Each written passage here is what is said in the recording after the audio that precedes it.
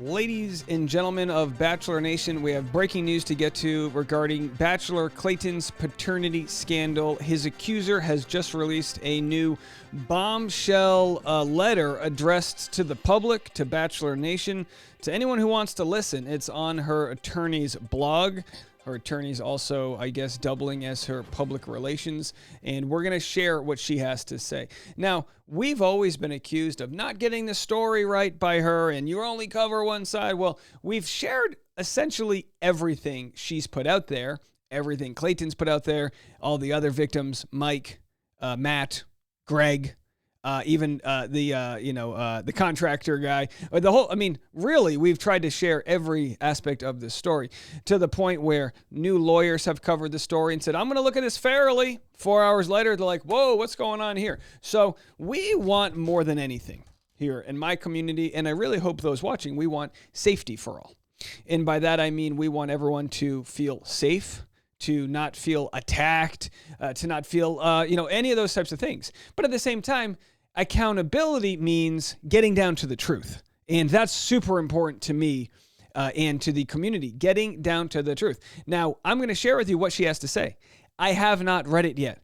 I'm already short of breath. Oh, is that because I had Tropical Smoothie Cafe this afternoon? Maybe. But I am out of breath thinking of what sort of insanity may be placed upon my shoulders or those others that really are trying to do good. Now, we've been accused already of doing things that have harmed her mental health and things like that. There are going to be words in this blog. I'm going to try my best to dodge the heavy words and just say them in a way that is YouTube friendly. But I'm telling you right now, I don't think it's going to be good. I wanted to save this for tomorrow, but all I want to do is go mow the lawn and have some, time away from this nonsense. And yet I know while I'm mowing the lawn, all I'm going to be doing is thinking about reading this. So let's just read it on the air. Leave a comment. Let me know what you think. And we're here to really make sure that all stones are turned in this case. We want to see all the evidence. We want to see all the things. And I will interject when we have a reason to, which probably will be. I mean, it's a lot. You can see there's 3 pages here. Or no, I guess this is technically 5 or 6 pages. So Seeking Justice for Clayton Echard is a Twitter handle. To be quite honest, I don't know who runs it. Most of the people that run these, the mods, these different folks, they come here for their own reasons, for their own pursuit of justice. It's not some crazy cult, but they did share it with me right here, or shared it on the page. So we're going to read it. In the interest of fairness, I am sharing Jane Doe's statement given in her attorney's blog today, part 1 of 3. So let's try to see if we can read this. I mean, how many pages is each one? It looks like each one is 4 pages. Oh boy, this is going to be a lot. All right, so let's start it off. Every morning begins with a jolt of panic, yanking me from what little sleep I managed to get. My name is Jane, but in the twisted world of my tormentors, aka the Justice for Clayton cult, I'm Jane Doe, or JD. For 9 relentless months, I've been living a nightmare that invades every aspect of my life. The moment I open my eyes, dread settles over me like a thick fog. My phone buzzes incessantly with notifications. You can turn those off. The first thing I do is check Reddit. You don't have to do that. Bracing myself for the barrage of hate. The subreddit r/Justice for Clayton is a cesspool of vitriol. In quotes, she's a compulsive liar and all her evidence is fake, reads one post. She manipulates everyone around her and then plays the victim, says another. Each comment is a knife cutting deeper into my already fragile psyche. Twitter is no refuge, and I hate myself for checking it when I know I shouldn't. It will only upset me more. The account at Clayton's Justice is active as usual. Jane is a pathological liar and deserves every bit of suffering she gets, one tweet declared. She's dangerous and manipulative. She should be locked up, says another. They've shared more of my personal information, encouraging others to join the hunt. It's like being hunted with no escape. Flashes of June 2023 torment me. I saw a positive home pregnancy test and my heart raced with fear. The alleged father knew I wasn't on the pill and that I didn't want to have you know what, although he wanted to, which he later on admitted in his deposition. I headed straight to an urgent care facility to confirm it, which it did. I told the father and he insisted on another test, one he bought himself, and watched me take it. It's positive. But as he said in his deposition, it was a pregnancy test for people who don't lie about being pregnant. Okay, let's keep going. My world was spinning. For weeks, I was paralyzed with fear because his stance on fatherhood changed daily. He demanded an abortion, then considered adoption, then debated taking full custody himself, but never joint custody as I hoped. In July, I shelled out a $5,000 retainer to hire an attorney just to act as a go-between because he refused to communicate directly. The retainer vanished quickly, and on August 1st, I realized I had no choice but to file a paternity case. Well, we can all play that game. I paid my lawyer a $10,000 retainer, which vanished as quickly as her twins, because I too had to defend myself from her. So real quick, just on this page alone, she's saying that his story changed multiple times. Well, as he was gaslighted into believing different things, he knew he wasn't pregnant because he's insisted that they never had sex. And even in this statement, she never really says that that's what they did, right? She just says that he wanted to and she didn't. Are you going to go ahead and claim that he R-worded you? Is that what you're claiming? Because that would be a wild claim, since early on in her papers where she wanted to get an RO, at no point did she check the box that said that there was DV. Sorry to use all these acronyms here, but either way, I'm reading very closely into this, and let's just keep going. My goal was just to figure out a parenting plan, not to get money. Again, false comparison, because no one really knows whether or not her goal was to get money. It was more so, in my opinion, to punish him. My thought was that she was trying to either punish him or get him into a relationship by claiming she was pregnant early on so that they could date. How many of you, after all that, would have believed you were pregnant? Wouldn't you think that was enough to justify that it was filed? Well, I'll tell you this. When my wife and I took a home pregnancy test, we then, within 48 hours, went to get an ultrasound where we did confirm pregnancy. I have the video of that. It's one of the happiest days of my life. What we don't have here or anywhere is her confirming her pregnancy the only way that you do it, which is with an ultrasound. So she might live off of this technicality that she tested positive with an HCG test, an indicator of pregnancy. I mean, put it this way. If you thought you had cancer and you took a test that said you might have cancer, wouldn't you go to the doctor to find out for sure? So she was living off of these HCG tests, but it appears we have yet to see a positive ultrasound test. So she says, wouldn't you think that was enough to justify to file in good faith? Arizona's ARS 25806 explicitly allows a paternity case to be initiated during pregnancy to address custody and support issues ahead of time. The law recognizes that the intent to secure a parenting plan and ensure the welfare of a child begins the moment a pregnancy is confirmed, regardless of its outcome. Well, again, the law doesn't account for people that might know they're not pregnant and still use that as a way to publicly shame somebody, which is what I believe is going on here. Punishing.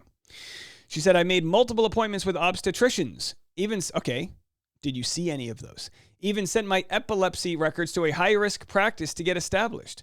I invited him to an ultrasound appointment, but he refused, convinced I would hire an actor to play the doctor.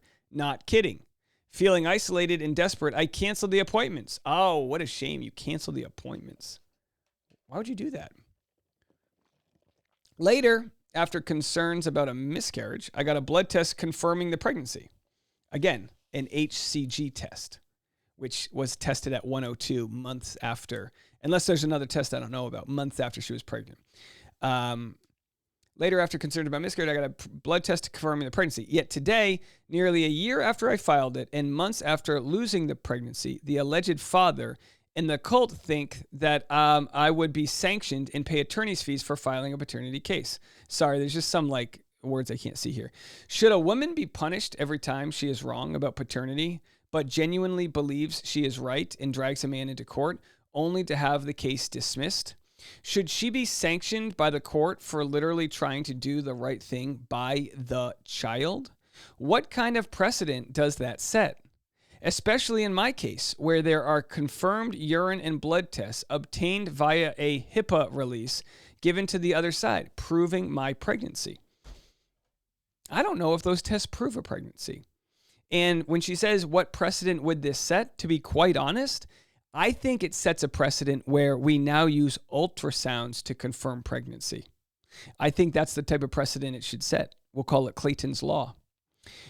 Needing an ultrasound. And maybe, if you're taking someone to court, you can, maybe, that gives you the ability to go to a Planned Parenthood or if they don't do ultrasounds, wherever you can to get that ultrasound. Sanctioning a woman in such a scenario sets a dangerous precedent. So it's sort of a false argument. She's saying sanctioning a woman creates a dangerous precedent. You would be sanctioned if that's what happens because you lied about multiple things, leading people to believe you were pregnant. You lied to reporters about the facts of your pregnancy in multiple ways with at least 2 different ultrasounds, 1 print, 1 video. And this isn't including the past cases, and you lied about an HCG test. So now she's trying to say this discourages women. Sadly, what she doesn't understand is that this audience is all women, and they're not discouraged one bit. They're discouraged by you and by what you've done. It discourages women from seeking legal recourse to ensure the welfare of their unborn children out of fear of being penalized for an honest mistake or a tragic outcome, like a miscarriage. In my situation, everything I did was in compliance with the law and driven by genuine concern for my child's welfare. Why would you file a parenting plan so many months in advance that you don't even have an ultrasound yet? I do think that should be a law. An ultrasound first, confirming you're pregnant, and then, once available, a paternity test to prove paternity. Even her own attorney would say that you need a good paternity test. She never got one because by the time, she would get one, or I should say they did take one and it showed little to no fetal DNA 3 times. We have an answer to everything here. Filing under ARS 25-806 was entirely appropriate and done in good faith. Well, that's what the judge is going to decide. The law is meant to protect and serve justice, not be manipulated to further victimize those who are already suffering. The bitterness gnawing at me, and I try to shake it off as I considered having breakfast. I should eat. I lost 40 pounds in 4 months between the miscarriage and the stress. Doesn't she claim she was 4 or 5 months pregnant? So did she lose the weight because of the miscarriage and the stress? And how do we even differentiate between the two? Again, we don't think she was pregnant, nor do we think she actually lost 40 pounds. Again, will we ever be able to prove that? Who knows? But the anxiety is a constant presence, a tightness in my chest that won't go away. The food sits untouched. The creepy voicemails, the death threats play on a loop in my mind. They've targeted my family too, trying to break me from every angle. Fear is a shadow that never leaves. Sitting at my computer, I check my email hoping for a reprieve. Instead, I find more hate. You deserve everything that's happening to you, says another. The harassment is relentless and I can't escape it. Why don't you just admit you're lying, one email demands. By the way, is that harassment? Is that harassment, people emailing her from a publicly available email? I don't know. I tell you what, I've never initiated contact with her at all. At all. I want nothing to do with her. I want justice for the victims here. And we understand this game. We understand what's going on. She said, yes, I have lied before. I'm not proud of it. All right, before we go on, here's where she lied. She lied about a Fiverr ultrasound, which tomorrow I'm going to reprove to her attorney. He says he hasn't seen it. You can watch my video. I'll show you. She lied about a Fiverr ultrasound to Greg Gillespie. An ultrasound her attorney claims somebody must have made up, but we know due to audio recordings that it was sent from her. She lied about cancer to Mike Maricini, proven by a forensic computer expert. She also lied, I'm assuming, about the pregnancy with Mike Maricini. Why do we say that? Because it was in the same doctored email that she lied about the cancer. So those are 3 things she lied about. She lied about, what else with Greg Gillespie? Not only the Fiverr, I don't even know what else along with the Fiverr ultrasound, but that really did exist. She lied about her HCG test. She said it was 138,000 or whatever. It was really 102. 102, like 102. She lied about the ultrasound photo that she sent me, which I believe to be an actual ultrasound of her sister's baby. She lied about the ultrasound video. So that's 6 right there. So she goes, I've lied before. Okay, well, there's 6 times. And yet I'm still not telling people to hate you or contact you or any of those things. I'm just saying, when are you going to admit to the cold, hard stuff you've done? Why are you going to keep emailing people like me where you say, oh, you threaten to self-harm and then the FBI gets involved? This is all what's happened, right? How about the harm that was done to me? How about the harm that was done to Clayton? How about the harm that was done to Matt? How about the harm that was done to Mike? How about the harm that was done to Greg Gillespie? How about the harm that was done to Greg Woodnick? How about, where does it end? And there are others. She said, I know who I am. Okay, I've lied before. I'm not proud of it. Well, once a liar, always a liar. I've made mistakes that haunt me, that I deeply regret. But those mistakes don't define me. I know who I am, and I know my heart. Despite what they say, despite the avalanche of hateful comments and relentless accusations, I'm not the monster they paint me to be. And here's the thing. I have never lied about being pregnant. I have never lied about being abused. Isn't that what this is all about? Being abused, and that has, as far as I'm concerned, nothing to do with this, other than people don't believe that Mike was this aggressor because she still stayed with him for years after. But again, we understand that could happen, but knowing what we know about the lies she made to even, what you understand. Just because I didn't actively seek medical care during my pregnancy doesn't mean I wasn't pregnant. I was lost, confused, and scared. I didn't know what to do. All right. The cult has scrutinized every aspect of my life, leaving no stone unturned. Well, that's the idea, right? So she says, just because I didn't seek medical care during my pregnancy doesn't mean I wasn't pregnant. She's the one who went on the offensive. She's the one who sent all the information to the press. She's the one who filed a parenting plan. She's the one who contacted Clayton's employers so that she could shame him. She's the one who contacted his family. She's the one who, served him the order of protection. All these things are things she did to him. And now she's saying, hey, I just thought I was pregnant. If all it was she thought she was pregnant and then she no longer did, it'd be fine. It'd be like, all right, well, okay. Honest mistake, I guess. But that's not all it was. It was how she weaponized it, which is so easy for people to see because of the multiple times she had done similar things. She said, the cult has scrutinized every aspect of my life, leaving no stone unturned. They've dug up old high school newspapers to discredit a Lisfranc's fracture dislocation I suffered.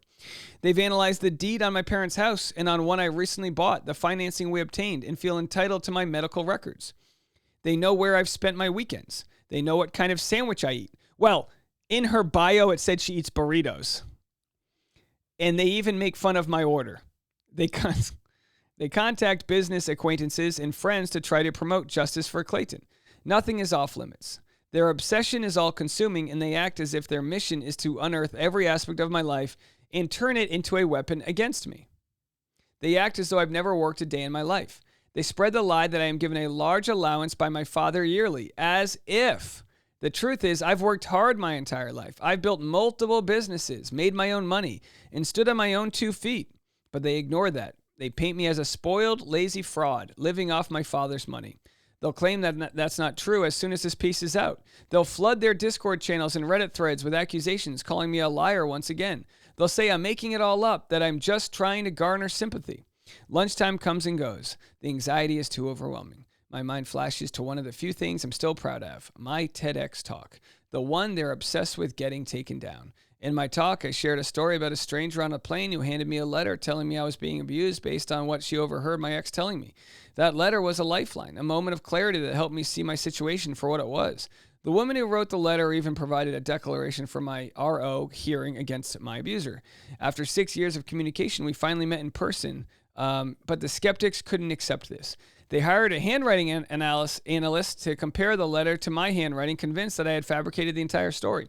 Did they hire? I don't even know that part of the story. They accused me of hiring an actress to play the part of the kind stranger. Nothing can be real for them. The man who the Good Samaritan saw was abusing me, along with 2 others I have ROs against, and are now disturbingly labeled as my victims. Why is it so disturbing for them to consider themselves victims of you? They argue that I've somehow manipulated the entire justice system, bamboozled the judges, and weaved an elaborate web of lies to paint myself as the wronged party. They refuse to believe my story could be true, as if they have a monopoly on my reality. We do have a monopoly on hard evidence, so that's where it comes in. There isn't much hard evidence in any of these cases, but fabrications of ultrasounds to the point where she says, oh, so-and-so made this up, fabrications of medical documents, those are things we have, and that's, we have to go off of the experts and what they've proven exist, which is fabrications. She said, I developed epilepsy from the repeated trauma at the hands of that ex-boyfriend. I was one of only 650 people accepted in the Barrow Neurological Institute's DV brain injury program. This program is designed for those whose lives have been shattered by abuse, their bodies and minds bearing the scars of the violence inflicted upon them. And yet, in their twisted narrative, I am the manipulator, the one who has somehow orchestrated this grand deception. And by the way, she brings up the Barrow Institute of DV all the time. I don't know much about it. But I don't really deny her experience that she might have had these things happen. I truly don't know. It's like how do you prove these things? All we are proving is that she never confirmed pregnancy in a way that is acceptable past a simple test of HCG. All right, part 2. I'm going to try to fly through this a little bit more. Of course, more victims came forward, people who had bad interactions with me. Anyone would have victims if phrased that way. The contractor I sued and won against, or the landlord I called noise complaints on during the pandemic for co-hosting parties at my old apartment building. They've recruited anyone who might have had a negative interaction with me to come forward. Every disagreement, every conflict has been twisted into evidence of my supposed villainy. Every interaction is scrutinized, every mistake magnified, every flaw exploited. Well, you know what? I'm going to bite my tongue. We know more information than we're sharing right now, but I'm going to bite my tongue because I have information that could completely refute some of the things she's saying. In regards to the injunction against harassment that he got against me, he claimed in his initial petition that I sent him 100 emails and texts in 4 months, this being Clayton. Then when we got to the hearing with no justification or proof, he said that I had sent 500 and the judge took his word for it. What's the difference, 100 or 500? I think any more than 10 or even 5 emails after someone says, stop contacting me, that's enough. So whether it's 100 or 500, who cares? Proof that he had sent 500 and the judge took his word for it. Meanwhile, the order of protection I have against him is entirely because he posted things that incited his followers to harass me. That's exactly how the thing is written. First of all, Clayton didn't incite his followers to do anything. I'm not inciting my followers to do anything. We can't be holding people accountable for what other people online do, because that's what she's trying to make of it. There is, if Clayton incited his followers, hey, go get her and go do this, that would probably be constituted as a crime. He would be inciting, people to harass. That's not the case. So I need to put a hard line right there and say that doesn't hold up in court. That's not holding up. As far as these other claims, all right, let's just keep going here. But she says, oh, the judge took his word for it. Well, she got an order of protection against him solely because the judge took her word for it. So, meanwhile, the order of protection I have against him is entirely because he posted things and said, yet his side claims that I fraudulently filed a sonogram and that was the basis of it, as if. First of all, she did send that sonogram, that ultrasound, to me, or to Reality Steve, no, she sent one copy to me, a different one. There's 2 different ones, and they're both fake. They're both not hers. Anyway, as if. So now we're going clueless, which is ironic because I kind of feel like that's her MO, is being clueless to what the actual issue is here. Maybe nothing bothers me more than what has been said about me on YouTube, Patreon, and in podcasts. Okay, you don't have to belong to Patreon. She can just unplug her phone for a lot of this. One content creator in particular has made hundreds, if not thousands of hours of content about me every day, turning my life into a living hell. He's making a fortune off of these monetized videos while my income has been dwindling. I turn on one of his videos knowing I should be working, but why should I even bother? Truly, why does she bother? She says, I'm not a murderer. I'm a 34-year-old woman who has been pregnant 4 times, had 2 miscarriages, and 2 abortions. Why is this so hard to believe? How about all the twins? Why are they obsessed with making sure the entire city, no, the entire world, never comes into contact with me, making me undateable? Again, nobody wants her to be undateable. Nobody wants her to not be able to walk around. They want her to admit to all of her lies that led to this huge issue. She's making a mockery of true abuse survivors, they write. JD's actions discredit real victims everywhere. How dare she claim to be a victim when she's the real abuser? Each accusation, each hateful comment is a dagger to my soul. The people who claim to seek justice are the very ones who perpetuate my suffering. They are relentless, and their hatred is a constant presence in my life. They have turned my struggle for survival into a spectacle, feeding off my pain and using it to fuel my own agendas.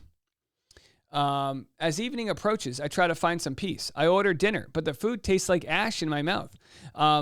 Too anxious to eat. I check my phone one last time before bed, hoping for some supportive messages.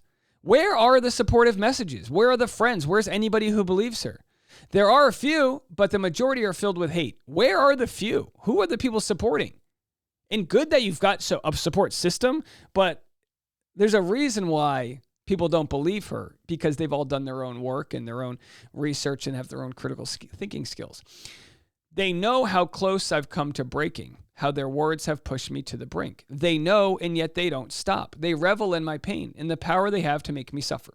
It's like they're feeding on my misery, growing stronger with every tear I shed, every moment of despair they cause. Nobody's caused any of this. She brought all of her actions to the public. Audiences just want her to tell the truth, and they want to hold her accountable. No one's knocking on her door. No one's showing up to her horse meets. No one's harassing her in real life. And I'd argue most of these strangers aren't harassing her there. They are promoting justice for Clayton Echard. And she has a hard time understanding how they could be a victim. I shudder as I think about a more recent development. My private emails to the alleged father and 2,500 pages of text with the abusive boyfriend who strangled me have been disseminated, dissected, and critiqued by strangers. Who would want all their messages to be public? Would anyone be proud of every single text they've ever sent? The intimate, painful, and ugly details of my life are now fodder for public consumption, used to shame and belittle me further. It's a violation that adds insult to injury, confounding the trauma of my past with the scrutiny of the present. I've tried not to cry all day, but I can't hold back the tears anymore. I wonder why they are so obsessed with ruining my public image entirely. All right, so now she at least admits she has a public image. She is a public figure. I want to leave a legacy that leaves an impact on the world. I want to leave it better than I found it. But this relentless harassment has made me so self-centered. Why would anyone I want to help care to associate with me, let alone speak to me, if this is who I appear to be when they look me up? I'm scared that no one will ever see the real me, the person who wants to help, to inspire, to leave a positive impact. I'm sorry. I'm sorry that we exposed all of her lies.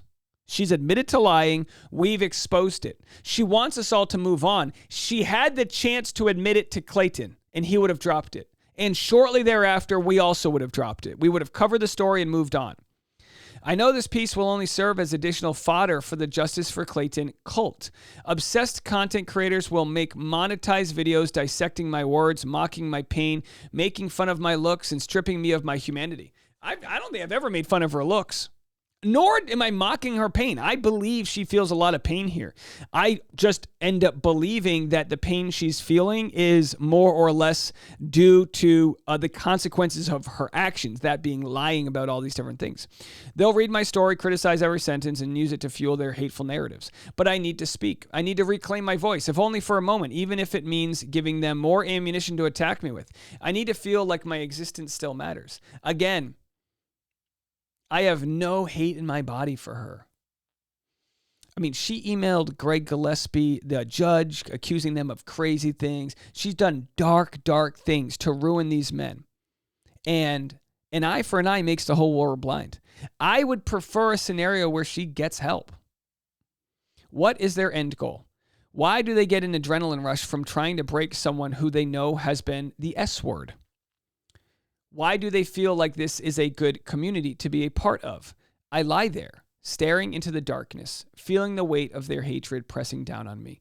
The anxiety, the fear, the exhaustion, it all crashes over me like a wave, threatening to pull me under. But I hold on because I have to, because I can't let them win. Not today, at least. I can last another 24 hours, but I'm terrified that one day their words will be the final push that sends me over the edge. They won't stop until they have broken me completely, until there is nothing left. They won't stop until I'm dead. Someone said if she is feeling the S word, I hope she will seek help, not use it as a tool to get other people to do what she wants. You have to remember, she said the blood was on my hands if I continue to cover this story. Well, since she has said that to me, we have uncovered massive levels of fraud. We have uncovered fake cancer, fake twins, look, and I guess, because she pees HCG, she's just allowed to say she was pregnant. I'm saying, I don't think that's right.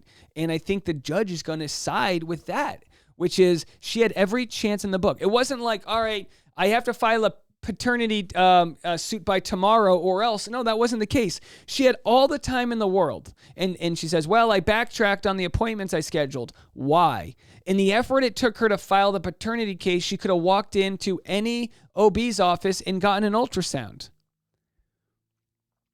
Desert Witch said, Laura, the blood test did not confirm the pregnancy. It was actually the opposite, and you doctored it and made it your exhibit in Clayton's OOP, showing that you knew it was non-viable. Unfortunately, the facts don't align with your victim fantasy. I don't even know what blood tests they're talking about. I guess they're talking about the HCG test, right? What she does not seem to understand is no one wants her to be broken or hurt or any of the other unspeakable things she said. Just say the truth. Bro, you don't have to go on Reddit, Discord, or pay for Dave's Patreon. It's actually scary how deep she is willing to get into her own lies and delusions and how she is convinced herself to believe them. It's one thing after another. We are here because of the damage you have done. We are here because it's time for justice, because what you have done is wrong. You use SA, you use DV, and you use the S word as a convenience, and that is unforgivable. We are here because you are a fraud. Please stop gaslighting everyone, Jane. No one wants to hurt you. People are tired of you manipulating the truth and treating us like we are idiots. You started all this, but all the evidence is against you. So then you want people to believe you were hacked? Turn gaslight off. She never had to make false allegations. She never had to pursue these cases. She has been in control to stop her lies that she has alone perpetrated. She has been afforded so many opportunities to stop, but instead, she kept on and created even more extreme and damaging lies. Someone said, I knew she would pull the I'm mentally ill card. Mental health is not an excuse for the abuse of the justice system and putting people through financial, emotional hell because you don't understand. No means no. This is infuriating. The Woe Is Me Act is wearing seriously thin. Stop weaponizing mental health. No one wants you ill or gone. They want you to take accountability. So much more to unpack here, but I'll leave it at that. Get help. So there it is. Someone said, so Jane, you're admitting here that you lied about the ultrasounds and having twins? How did you know you were having a girl-boy twin if you never got an ultrasound? This too, sweetie, can be admitted in court as evidence. She just can't help herself. Jane, the blog has already been posted, even if it's taken down. It's already up. It's done once again. You just can't help yourself with the lies that can be disseminated with evidence and facts. This lawyer is not representing you very well. So Justice for Clayton has done a really good job here at battling, I believe, all the snark they're getting from her attorney, but they say it very eloquently. Jane, no one wants to see you dead or broken. We simply want you to take responsibility for your actions. That's it. You'd be surprised how compassionate we can be for those who own their actions.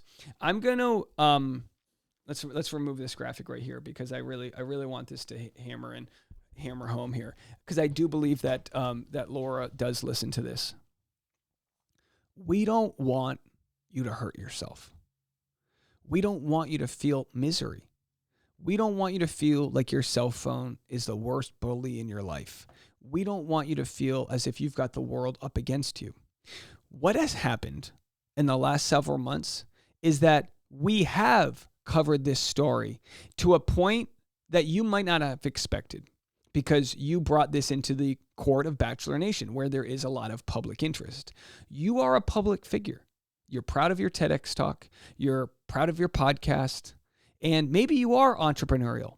Maybe you've made the best of the situation that you're in other ways, having your own business and learning about that and this and that. You seem like you are a go-getter, to put that in the best way possible. Look, I've got a sister. I've got a lot of family members that are your age that are going through crazy times. I've even got a lot of cousins that work for their parents, and I've got cousins that had rich parents, and I can kind of understand in some ways a situation you might be in. You got this older sister who's found love and a baby, and you kind of want to have that life, and maybe you feel rejected from these guys, and you know what? That sucks.